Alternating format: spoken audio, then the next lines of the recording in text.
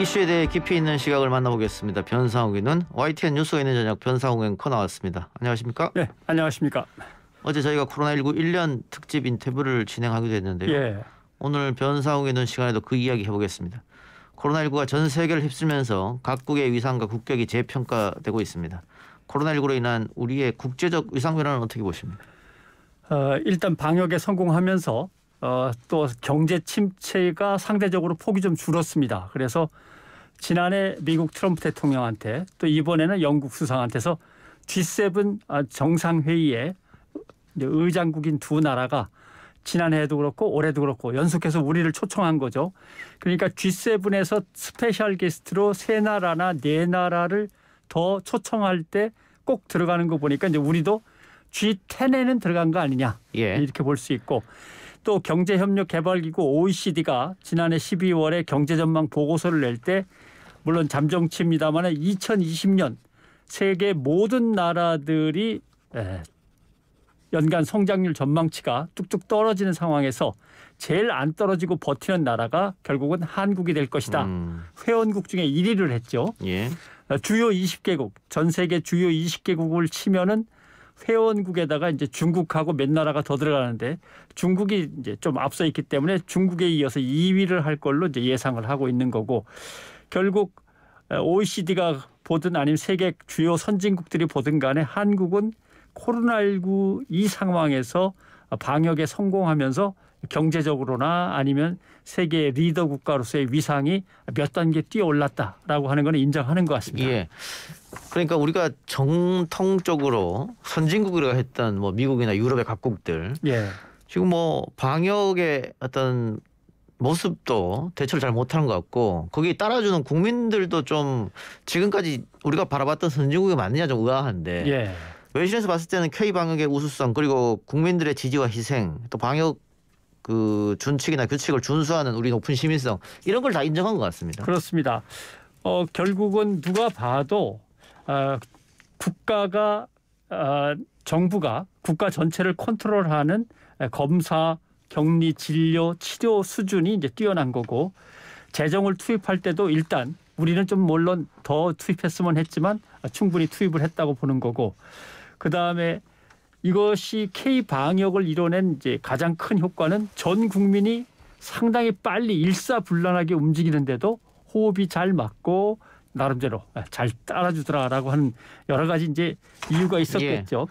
그런 점에서 우리나라를 뭔가 믿을 수 있는 안정된 나라라고 보는 시각이 강해지는 것 같습니다. 간단하게 말씀드리면 미국 국제 신용평가사 3대 신용평가사가 있죠. 피치, 무디스, 스탠더드 & 푸어스. 보면은 다른 나라들이 전부 다 안정도가 떨어져서 신뢰도가 떨어졌는데 대한민국만 신용에서 그대로 유지가 됐습니다. 그래서 우리는 AA를 계속 유지하고 있고 안정적이라는 이제 평가를 받았는데, 국가 신용평가가 있고 국가 신용 영향평가가 또 있습니다. 며칠 전에 발표됐죠. 우리가 1등급을 받았습니다. 무디스 거를. 이거는 뭐냐 하면은 사회 각 부문을 환경과 사회 안전 복지 그리고 사회 지배 구조 이 세 분야로 나눠서 점수를 낸 다음에 이 점수를 합해 보니까 다음 신용평가 때 등급을 올려줄 수도 있겠다라고 하는 겁니다. 그러니까 독일하고 우리가 동급으로 1위가 됐고, 미국, 영국은 2등급을 받았고 일본하고 중국은 3등급을 받았습니다.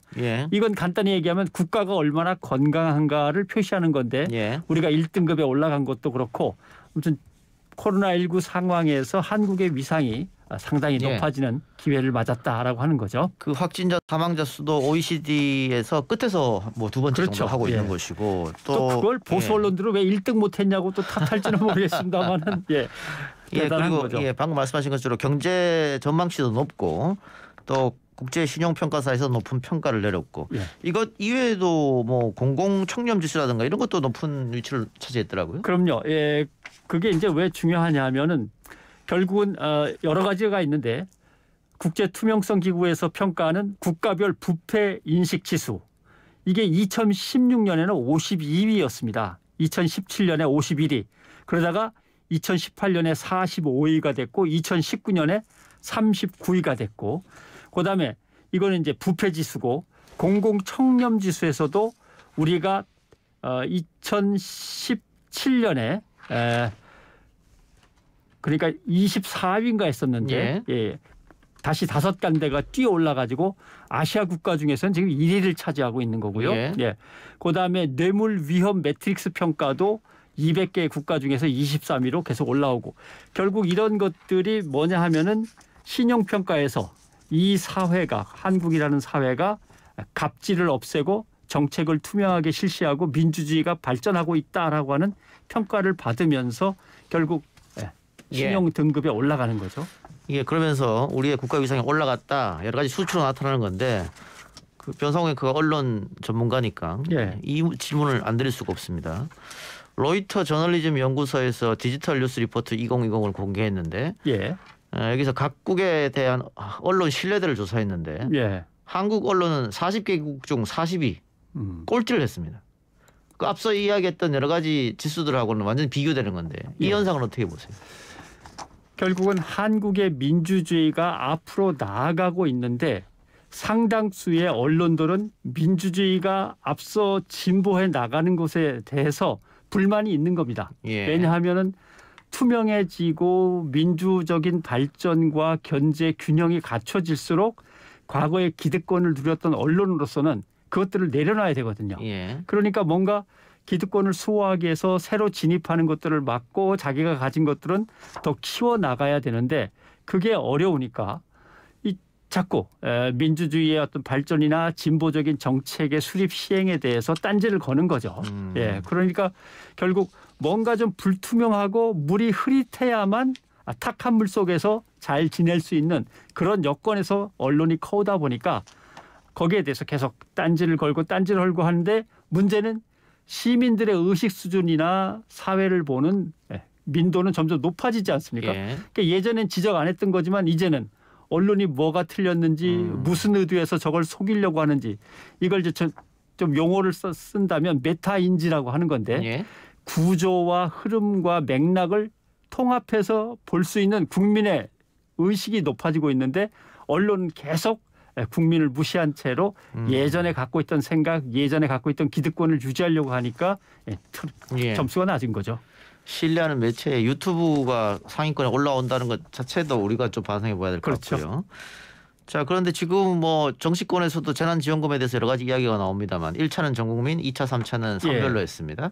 근데 전국민 재난지원금을 해야 된다라고 얘기할 때마다 기재부에서는 그 빚이 그러면 너무 많아진다. 국가재정을 생각하지 않을 수 없다.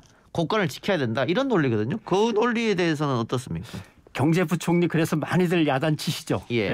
그러나 어떻게 보면 반대로 생각할 수 있습니다. 기획 재정을 맡고 있는 관료들이 그동안 가능한 한 국가 부채를 늘리지 않으려고 꽉꽉 조이고 조여왔기 때문에 이번에 나름대로 이렇게 써도 국가 부채 비율이 그렇게 높지 않은 겁니다. 어떻게 보면. GDP 대비 국가 부채 비율이 우리가 45.9입니다. 세계 평균이 얼마냐면 131%입니다. GDP 대비 국가 부채가. 미국도 100이 넘죠. 미국, 프랑스는 100이 조금 넘고 일본은 230입니다. 그럼 이제 사람들이 그렇게 얘기를 하죠. 그럼 일본은 망해야 되는데 왜 안 망해? 그렇지만 이게 상당히 복잡한 계산입니다. 왜냐하면 국가가 빚을 많이 지고 있다고 하더라도 그 각각의 부채들의 금리가 얼마냐, 또 장기냐 단기냐 여러 가지 또 국가가 빚은 졌지만 다른 나라의 재산을 많이 사들인 게 있느냐 없느냐 이걸 다 따져봐야 되는 건데 일본도 230%지만 다른 걸 많이 갖고 있으니까 안정성 있는 거고 그렇게 쉬운 계산이 아닌데 그래도 우리는 GDP 대비 국가 부채 비율이 45.9%면 엄청 낮은 겁니다. 그러니까 이제 일부 보수 언론들은 그걸 공격하기는 좀 애매하니까 뭐라고 공격하느냐면 증가율이 가장 높다. 당연하죠. 어떻게든 부채를 안 지고 있다가 요새 좀 급해서 많이 쓰니까 갑자기 늘어나는 건 사실인데 증가율로 따지면 최고 수준이다. 이제 이렇게 얘기하지만 사실은 아직은 얼마든지 재정을 더 풀 수 있는 여력이 있습니다. 그걸 어떻게 증명할 수 있느냐 하면 대한민국이 재정을 돌리기 위해서 외국한 평형 채권을 발행한다라고 하니까 정확하게 말씀드리면 인기가 얼마나 압도적이었냐면 달러채의 경우 36억 달러 주문이 들어왔습니다. 내는 거는 15억 달러 내려고 그랬는데 그러니까 우리가 채권을 15억 달러만 발행하겠다 그랬는데 36억 달러 주문이 밀려든 거죠. 그런 것도 있었고 유로화 채권 같은 경우는 이건 달러화였고 우리가 유로화 채권을 한 7억 달러 정도 발행하려고 그런다라고 하니까 무려 55억 달러가 밀려들었습니다. 주문이. 그러니까 결국 대한민국의 채권을 사는 것이 코로나19 상황에서 가장 안정적이다라고 판단해서 유로화 채권 같은 경우는 마이너스 금리입니다. 그러니까 100만 원 빌려준 다음에 나중에 갚을 때 95만 원만 갚는다든가 이런 마이너스 금리가 왔는데 여기서 이제 국민들이 미처 그 언론에 통해서 알려지지 않으니까 모르시는데 국가의 채권 금리가 이렇게 뚝뚝 떨어지고 마이너스가 나오면 가스공사, 석유공사에서 외국에서 돈을 빌릴 때 그것도 같이 떨어집니다. 그래서 지난번에 가스공사가 계산 뽑은 거 보면 정부가 금리를 낮춰서 채권을 발행하는 데 성공했기 때문에 가스공사의 채권 금리도 떨어져서 올해 한 110억 원 정도 앉아서 돈을 벌게 됐다. 돈을 줄이게 됐다는 거죠. 비용을. 눈에 보이지 않는 수치. 그렇죠. 이런 것들이 모든 공기업으로 번져나가는 겁니다. 그러니까 이거 국가 경제적으로 상당한 이득이죠. 자, 지금까지 우리가 코로나 발발로 인한 K방역 우수성 그리고 국가 위상에 대해서 통계와 수치로 얘기했는데 통계와 수치로 이야기되지 않은 또 좋은 점도 있을 것 같아요. 예를 들면은 뭐 드라이브스루 같은 경우에는 우리가 맨 처음 해서 전 세계에서 퍼져나가는 거 아니겠어요? 그렇습니다. 아무튼 그런 것들이 상당히 많은데 말이죠. 뭐 진단 키트 같은 경우에도 있고, 그러니까 자가격리를 위한 안전보호 앱 같은 경우도 칠레, 아르헨티나 이렇게 해서 24개 국가에 수출이 됐고요.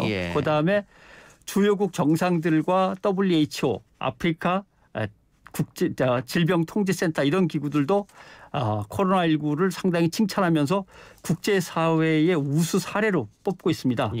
그다음에 뭐 상당히 많은데 국제표준화기구를 보면 국제표준화기구에서 국제표준을 만듭니다. 진단검사 기법과 관련해서 코로나. 이 내용은 우리나라가 제공한 거였습니다. 그다음에 우리가 만든 코로나19를 검사하는 그 약품, 시약 이것이 전 세계 170개 국가에 한 5억 명분 정도 수출이 됐고요. 뭐 그다음에 우리의 성과와 경험을 국제사회와 계속 나눠왔기 때문에 90개 나라 50여 개 국제기구가 대한민국이 실시한 K방역의 매뉴얼들을 가져다가 지금 쓰고 있는 거죠. 이런 것들이 이제 눈에 보이지 않는 우리의 국격의 향상이라고 하겠죠. 이게 다음 이야기할 것은 뭐 코로나와 또 K방역과 관련이 있는지는 모르겠습니다만 문화적 이야기인데요. 뭐 방탄소년단을 필두로 한 K-팝, 또 기생충을 필두로 해서 K-영화, K-드라마, 뭐 요즘은 또 K-뷰티도 뭐 그렇고요. 이건 어떻습니까?